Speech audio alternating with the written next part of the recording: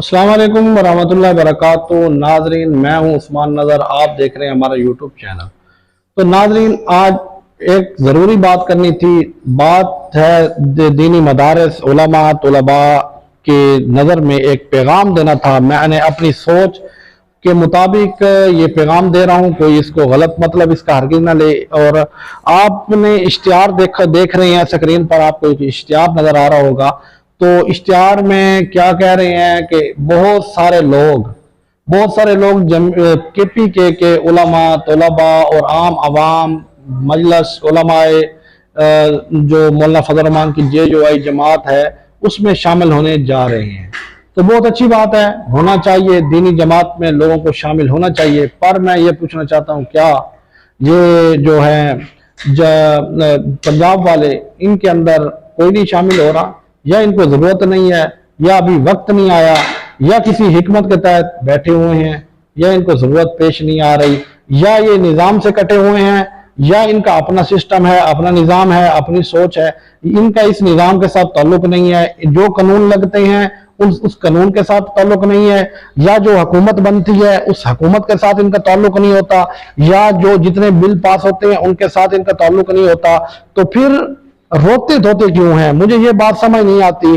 जब कोई वजीर लग जाता है, कोई मुशीर ऐसा लग जाता है, कोई दूसरा ऐरा गैरा लग जाता है बाहर का या गैर मजहब, तो फिर ये चीखते क्यों है जब इनका इस निज़ाम के साथ ताल्लुक नहीं है, इन्होंने इस निज़ाम में मेहनत नहीं की, या इन्होंने सिर्फ मौलाना के कंधे पे सारा डाला हुआ है और इन्होंने इस मैदान में कदम रखा ही नहीं, तो फिर इनका चीखने का हक नहीं बनता।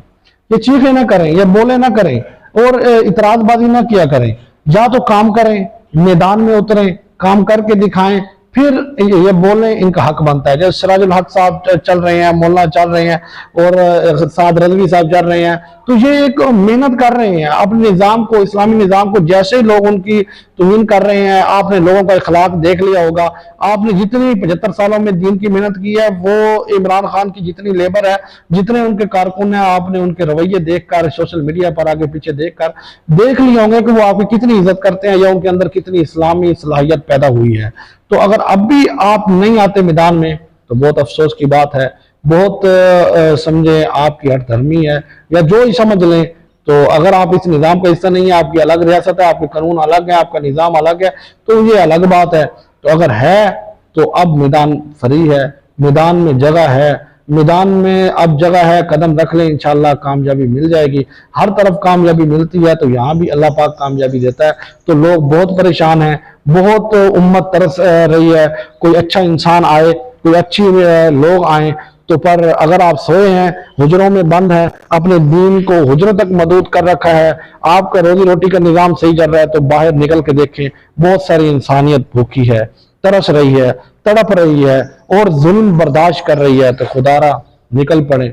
आपके पास अच्छे लोग हैं, अच्छी तालीम है, अच्छी तरबियत है, उम्मीद है आप पाकिस्तान के साथ, पाकिस्तान की आवाम के साथ अच्छा कर सकते हैं। तो अगर अब भी आप नहीं समझे तो फिर समझने का वक्त नहीं आएगा।